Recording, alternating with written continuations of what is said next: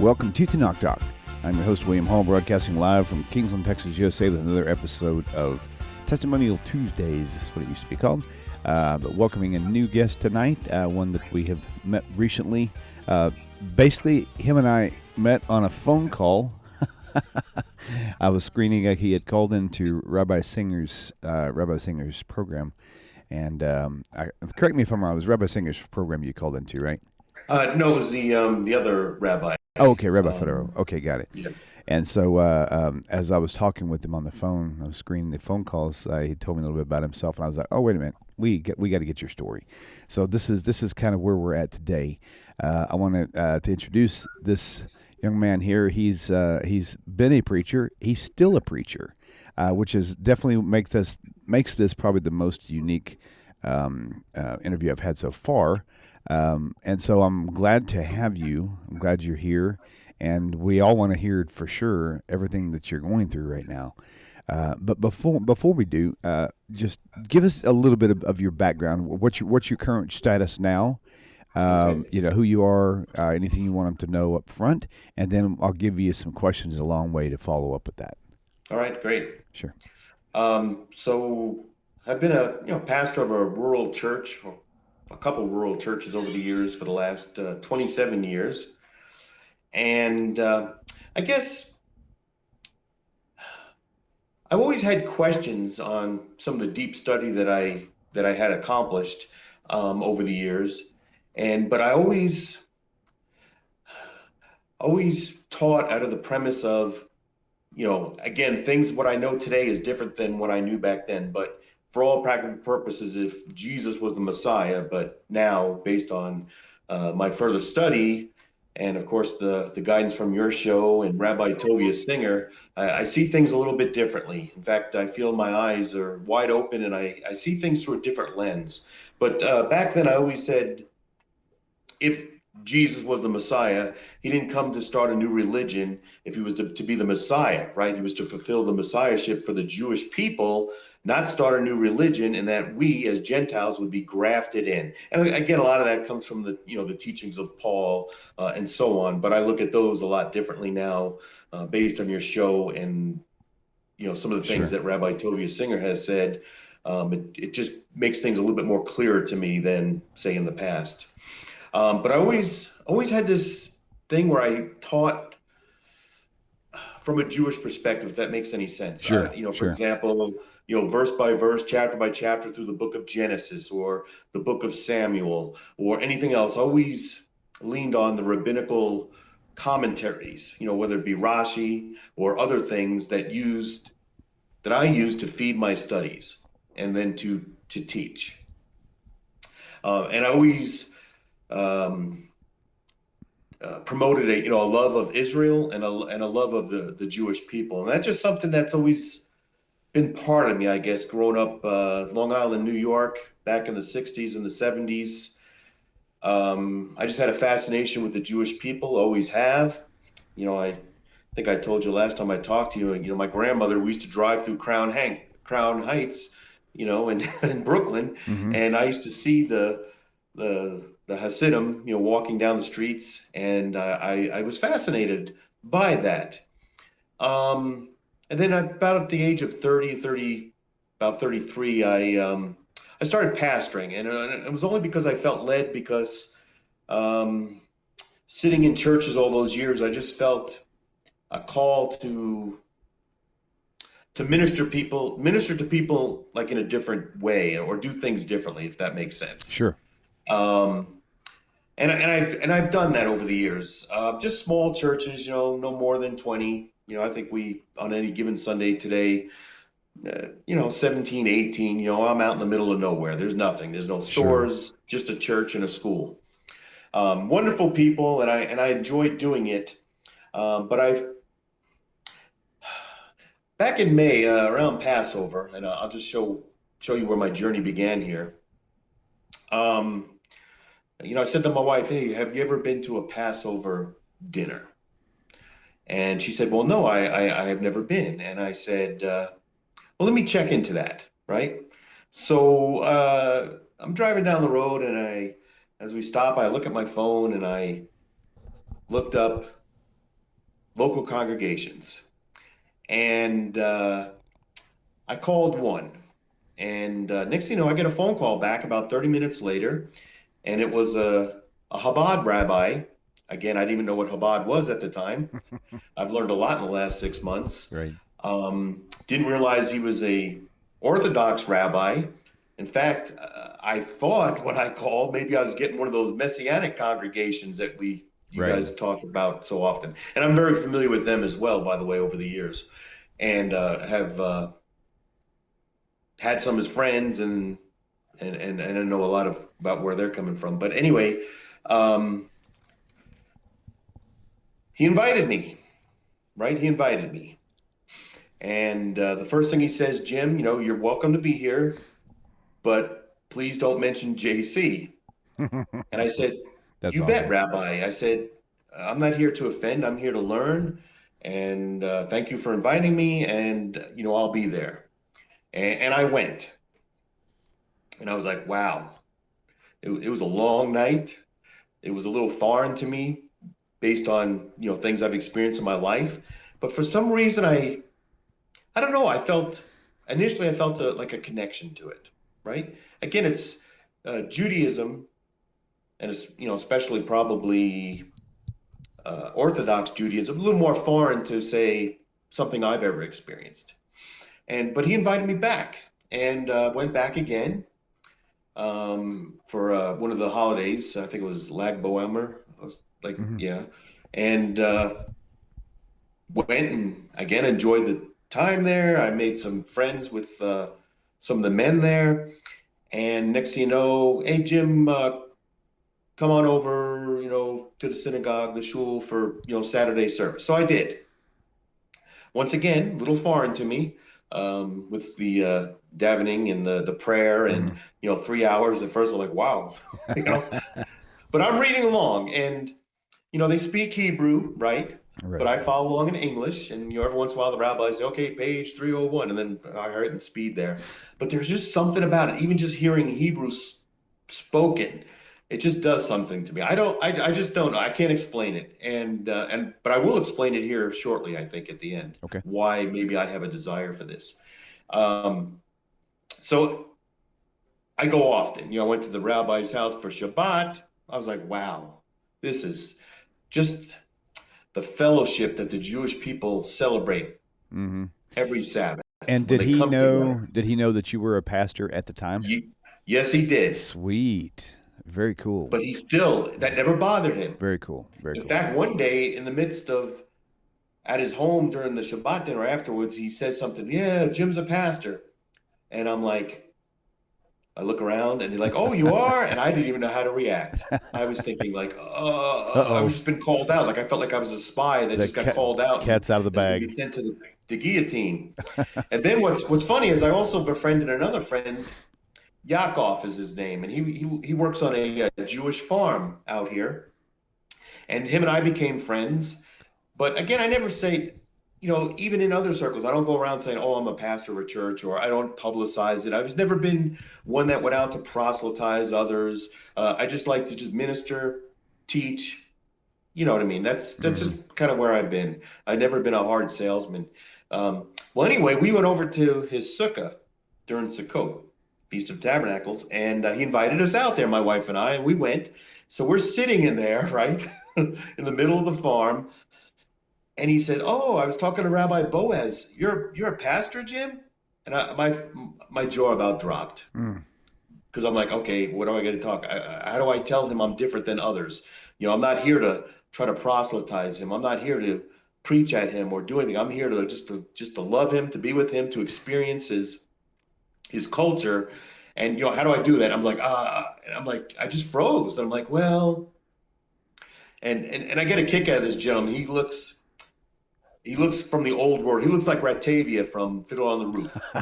Seriously. He's got the hat. He's got the beard. Nice. He's got the face. He looks exactly like him. And I love Fiddle on the Roof. I've watched it probably 25 times, and I'd watch it again tomorrow if I had the time. But I just love it. But anyway, so we talked for a little bit, and he was like, he's okay. It's okay, Jim. It's okay. And so anyway, As things progressed and I went a few times more, um, the rabbi says to me, Jim, did you ever hear of Rabbi Tovia Singer? And I said, no, Rabbi, I haven't. And he goes, just look it up, right? So I do, and I come across you and your show, TaNaCh Talk. And I'm hooked. I think I've watched every episode and some of them twice. Wow. But I will tell you what touched me the most. And again, I'm familiar with, a lot of the things that the rabbi, Rabbi Tovia talks about as far as his grasp of the New Testament for the Christian doctrine is fabulous. And I'm like, wow, that's exactly what I've taught. That's exactly what I've come to believe. And everything he said is like perfect, right on. It's like, wow. Well, anyway, I've been through the Roger McDowell book on the virgin birth and why was there a virgin birth to escape the blood curse that was upon Jeconiah or Jehoiakim and et cetera and so on. And, I knew all that stuff. The book of Daniel and, the time of Jacob's trouble, eschatology. I was into all that stuff. Well, the thing that ministered to me the most that really kept me up at nights in the last couple weeks was the rabbi's discussion on the virgin birth and showing us, everyone that can listen or have eyes to see, that Isaiah chapter 7, verse 14 is misquoted. Mm-hmm. And, I shared that with a few people, and some will say, oh, well, it's a double prophecy. And of course, now from listening to your show and the rabbi, I say to myself, that's a stretch. There's no such thing. Right. The book of Isaiah stands on the book of Isaiah. So anyway, that really bothered me the most, that I said to myself, wait a minute. Now, I knew there were some other things in the New Testament that I said, yeah, one story says this, the other story says that, one gospel account contradicts the other one, but then they would say, well, Mark looked at it differently than Matthew did, and he saw two people, he only saw one, or he focused on this one, and there was just so many different ways that people attempt to articulate that there are errors, right? And I've been in a loop for the last month and a half, because I share my Jewish experiences with the congregation, and they all support it. Hey, Jim, that's so great. That's awesome. Tell us more. Tell us more. And I do. But as we shared in the beginning of your show, I'm at a dilemma right now, because in reality, I don't feel that I can stand up there in any given Sunday and teach the same thing. Right. Now, if you want me to teach the TaNaCh, let's go look through the law. Sure, I'm all game for that. You want to go look at Genesis? You bet. But as far as how long have you been accounts and everything? Oh, sorry, go ahead. You're good. How long have you been, in your mind, out of Christianity? Last 2 months. Gotcha. So last couple months is your most difficult time preaching of all time, for sure. Yes. Right. That makes a lot of sense. I had a family member contact my wife and say, what's going on with all this Jewish stuff? Why is Jim doing that? They didn't talk to me right away. So Then next thing you know, I get a text from them and saying, well, Jim, I don't think you should be hanging around with them because they don't believe Jesus is the Messiah. And that can no way help your faith any, and all that. So I said to the person, I tell you what, how about call me? Mm-hmm. So they called me, and I guess the adrenaline was flowing so much to the point that I was just like, boom, boom, boom. Not in a mean way, but I was like, first of all, let's just look at the virgin birth, blah, blah, blah. And I said, well, what do you believe? Well, I believe the virgin birth, the infallibility of the scripture and all that. And I said, that's the New Testament you're saying? Yeah. And I believe this. And I guess he's a Presbyterian. And I said to him, well, I'm going to tell you right now, I always believed and always taught that the Jewish people, right, the offspring of Abraham, Isaac, and Jacob, are God's people, right? And again, I hate to even use the word Old Testament in this, but just so that your listeners can understand. Right. if you go back and you look at Ezekiel, of course, and Isaiah and Malachi and other things, the book's not closed, right? In fact, this past Sunday, I read to them. I read Ezekiel 37 through 39 because that morning I was looking at your show, Mm-hmm. and then right next to it was a Berean pastor that was broadcasting a show. So I said, "Oh, let me listen to this." And the title of the show was "Israel is not God's chosen people." And then he went on, and now that I could tell you, I turned off halfway Right. through after I got what I wanted. So I was already a little revved up that morning. So this past Sunday, I said, "Hey, I heard this." I said, "This is a lie. This is not the truth." So I read 37, about the dry bones. The bones get the flesh put back on them, and Israel rebirths as a nation. I said, "You're seeing prophecy right before your eyes as God is bringing his people back to the land in which he had given them." Right. Right. And so I kind of went into that, and I was, yeah, again, I say that the adrenaline was flowing. I mean, I don't usually get like that, but I was Sure. like, I really need to tell people where I stand. And I think they're on board with me. But here's what happened. So I went and did a DNA test, right? Because one of the gentlemen at the synagogue said, "Hey, Jim, maybe you're here for a reason." He says, go get a DNA test. And this guy was into genealogy. He said, "Give me some of the names of your family members." And I did. And he went ahead and looked some of the stuff up. And he said, "Jim, you know what? You might be Jewish." I said, "Really?" He goes, "Yeah." And I said, "Oh, okay." So I went and took a DNA test with myheritage.com. And it came back and it said, 67% German and 30 something percent Balkan, right? Northwestern. So then I came across this. I was doing some research the other day, and again, most of the research I is always revolved around your program, right? Like I go out there and I read, go to your website and stuff. But I happened upon another website of a gentleman, a doctor. I'll just call him Dr. Doug for now, and he helps Jewish people find their Jewish roots, right? Because he himself was never raised in the synagogue. He wasn't raised Jewish, but he always had a feeling.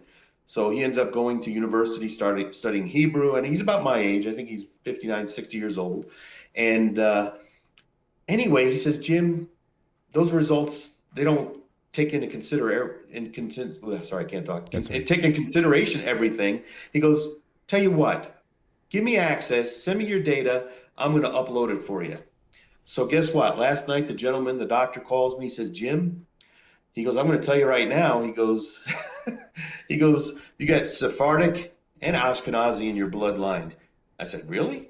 He goes, "Because first of all," I said, "Kassam, that kind of more Moroccan, Middle Eastern and stuff like that." But he broke it all down for me. He's going to send me the Wow, data. that's And awesome. he said, "Yeah, That's thanks." great. And he said, "Jim, maybe that's why." And I said, "Oh, is that why I like matzah? Even as a kid, I'd eat matzah, just eat matzah." That's funny. Or or a knish, Right. or why I like Jewish rabbis, Right. or music, or you know what I mean? Is Yep. that maybe that's why I like that stuff? And anyway, I was really amazed last night. I was excited. I couldn't even sleep because I was thinking, wow. But then, okay, uh, here's my thing now, the feelings I'm going through.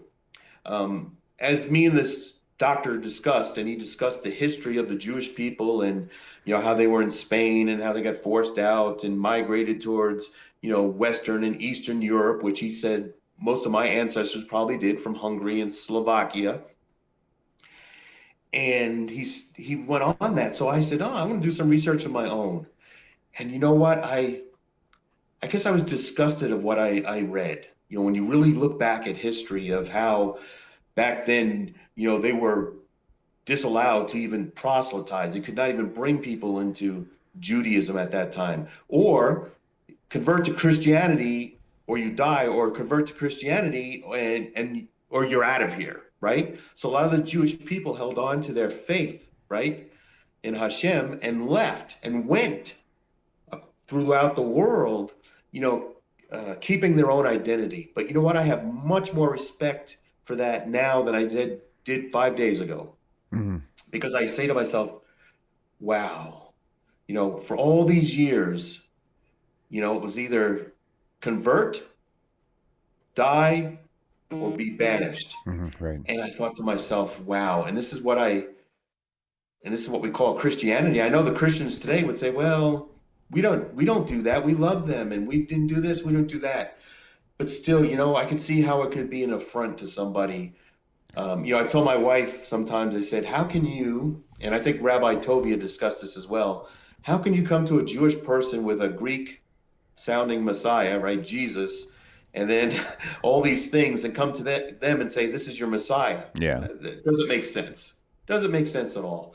So when I read now, say the writings of Paul, or I read the gospel accounts, I look through it through a Jewish lens, it means so much different. Right. And that's kind of the journey I'm on right now. And I'm thinking, in the end, people would question, well, why do you want to do that?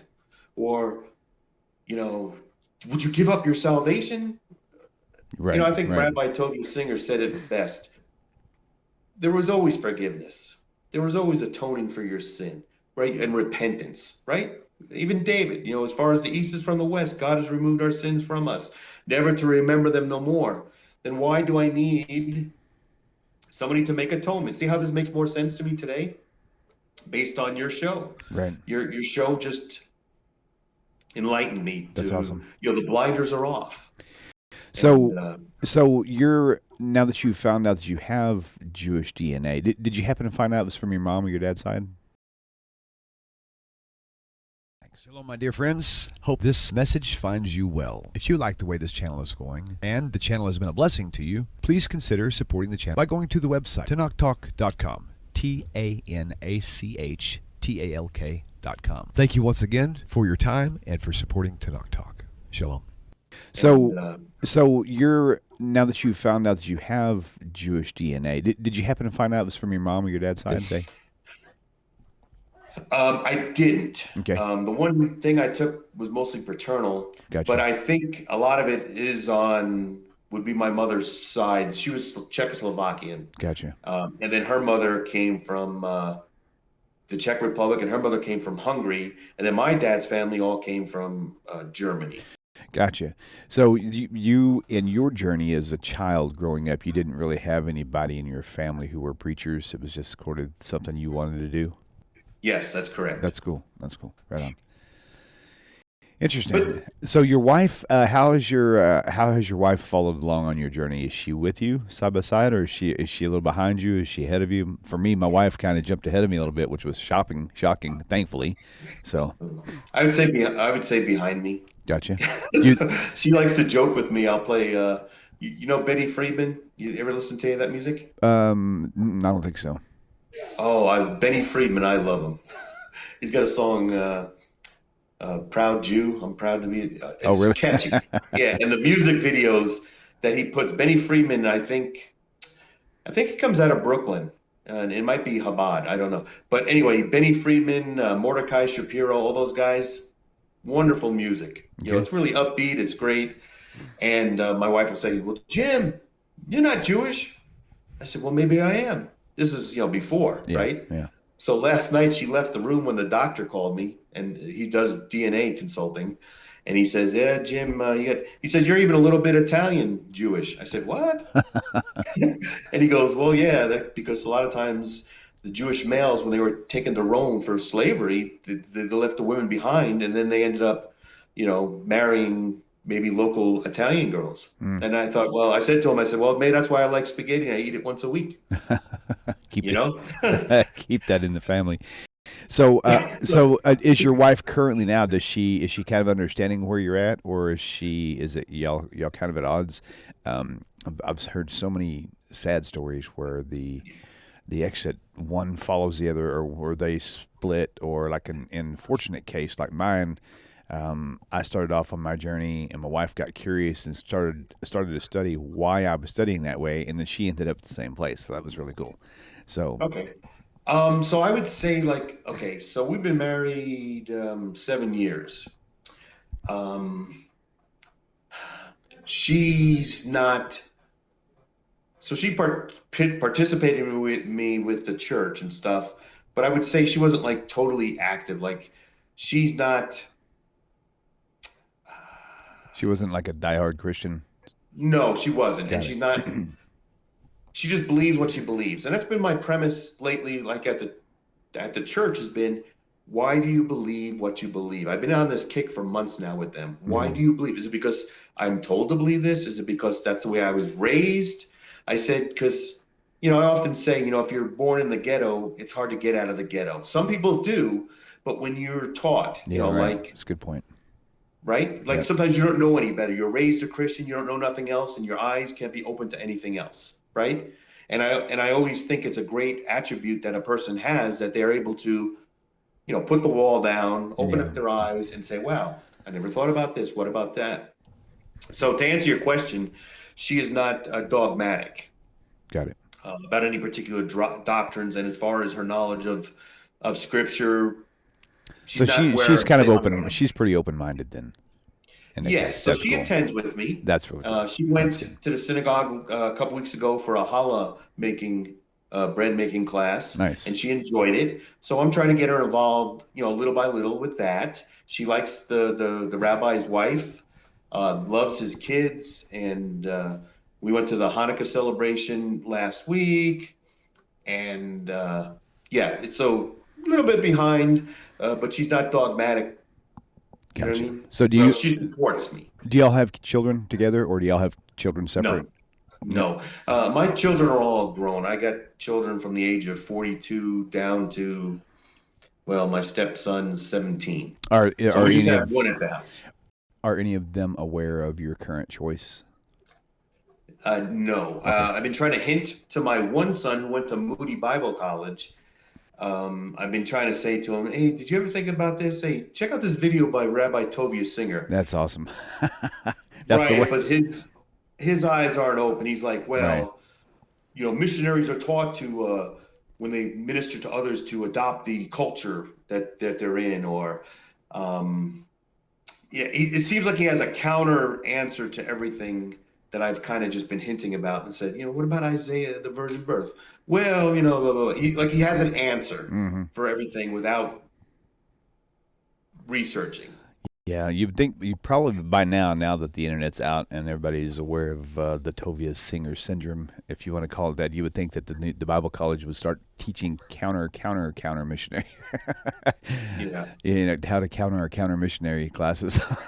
So I've seen a few videos pop up with, well, I think it was on your show that I saw one where you guys played it, and he was listening to say a bunch of stuff. But there's other ones on there. I don't know if you're aware of that, um, that try to offer an argument, say, oh, he's lied because he said the Jewish people don't, believe in the oral law, and blah blah blah blah. He never said that. Well, anyway, Mhm. all their arguments that I've seen, the counter arguments are very weak Right. when it comes to Yeah, that's true. the rabbi analysis. So That's yeah. very true. That's very true. So what is your plan of approach now with your preaching? I mean, do you have you thought about creative ways to stay there? Because I'm honestly, you're in a position right now that not many people have ever experienced, and have had the opportunity to explore, being in the pulpit, knowing what you know now, and having the effect to plant so many seeds of doubt, if you will, into Yes. these believers in a false religion. So that's what I'm in prayer about. How do I do that? I mean, the easiest thing would be to say, I'm feeling ill. I don't think I can do this anymore. 2 Sundays from now is my last Sunday. I'll see you later. Right? That'd be the chicken way out of it. Right, right. Um, We had when we were in our last stages of my home messianic group. In the final stages of that, I literally just began to remove Jesus as a term that I would use, or Yeshua. I would just not mention his name anymore, and I would right. just pray, and we'd do even our Hebrew prayers, and we would leave all that out, and it only took 2 times for that to happen, for people to start questioning what was going on. Oh boy. And within about a month of that, I actually shut it down myself. But at the time, I was teaching Hebrew classes. I'm not fluent in Hebrew, but I know a lot of Hebrew. And so I was teaching Hebrew classes, and a handful of the people who were coming after we shut it down, and they knew why I shut it down. I said, well, we just don't believe that anymore. They said, well, will you still teach us Hebrew? Because we would like to learn Hebrew. I'm like, what? That's weird. You would think they would just totally like shun me. Right. But then after about a couple months of continuing the Hebrew classes, I realized they were not in it to really learn the Bible. They were trying to use it to their advantage, and I canceled that as well. So, but yeah, it was interesting though, to say the least. Yeah, exactly. Like these well-meaning people think, "Oh, Jim, you do that, and your soul is lost." And the threat. Like on your show, the threat of hell Yeah. is real for so many people. And I even said that to people. I said, "Really, what kind of religion is this? You either believe or go to hell, right?" Yep. And I said that to the person, that family member that called me the other day. I said, "Really, what kind of Loving God. religion is that?" Yeah. Yep. Right? That is true. Wow, Yeah. man. Well, any closing thoughts for any people in your current situation? Oh, People questioning their faith and not sure. They've still got the fear of hell in their mind and in their heart, right. and they don't know who to trust at this point. Um, Here, I guess, often like a young person would say, I want to marry so and so, but I got some doubts. And as I got older, when I was young, I got married very young my first time, very, very young, 19, way too young. Mm. Now that I look back on it, um, if you have doubts or if you have cold feet, then that's telling you something. Like, don't get married, right? If you have Mm-hmm. any doubts, and to me, it should be full in, right? Yeah. Like if you really love that person, you're wanting to be with that person, there's no doubt whatsoever, then yes, you get married. And I think it's the same situation, here. If you are starting to doubt, or if you look at the scripture and say, you're right, you know, what I learned on TaNaCh Talk is absolutely 100% right. It's right there. I compared the scriptures, and you have doubts now, then in reality, you do need to, I think, transition, um, and seek after the God of Abraham, Isaac, and Jacob, Mm-hmm. right? That's what you need to do. If it doesn't make sense, then there's a reason why it doesn't make sense to you. And I know it's hard. It's really hard because your whole life you're taught all these Yeah. things, right? And then to say to somebody, well, what you believed in is not truth, it could bring apart, depression and stuff like that. For me, it's more exciting in a way because, if I indeed have some of those roots, within my DNA, maybe there's a reason why, even at this late stage of my life, 60 years old, because it's kind of old to change ways, Sure. right? But then when I told that to the rabbi, he's like, well, Abraham was 75. I said, oh, okay, I guess so. Word to the So wise. I would say it hurts, it's hard. People may abandon you or think you're nuts. And you know what? I guess the hardest part I find right now is if you do try to share what you have learned, they shut you down. Yeah. They don't want to hear it, right? Right. They're going to believe what they want to believe, and that's worse than, you know what I mean? It's like Yeah. frustrating seeing that they can't see. Right. Does that make sense? It is. It Yeah. is. Yes, sir. But Well, I'm sorry. no. I have a lot of thanks for your show. Um, it's a ministry worth supporting. I will tell you, um, over the years, the church would give me a stipend or give me something, but I never like contributed back to the church. I only contributed my time. Mm-hmm. But for some reason, I have this desire that I want to support the local synagogue, or if there are Jewish needs, That's like awesome. organizations that want to help the Jewish people in Israel right now after October 7th, or to do this, to that. You know what? I want to give. I never had that before because I Right. never thought, was it to be is used properly? Is it going to help? Could do anything? Where now I'm more excited about participating and giving. Now I understand I'm not going to have a leadership role anymore. I like the idea of being able to, you know, teach people and stuff. And if I do give that up, and then I'm on a journey where I'm now the student somewhere else in Judaism and having to learn anew. Right. But it's okay. That's exciting as well. Well, that's good. Well, I'm excited to have had you on the show today. Your story is very very interesting for sure, and I'm glad you made it home. So welcome home, my friend, and pray that your wife will soon follow as well, and your children as well. So No, I appreciate it. yeah, seize the opportunity you can every time you get behind the pulpit to just do your thing, because that can only help. It can only help. You know what I mean? No, you're right. Eventually, they may want to throw me out and tar and feather me, but That's going to happen for sure. You look forward to it. as a heretic. Right, exactly. Well, Jim, thank you so much for your time, and I look forward to communicating with you further in the future. So we will thank you all for tuning in, and we will see you all soon. Shalom, shalom, everybody. Peace. Thank you very much.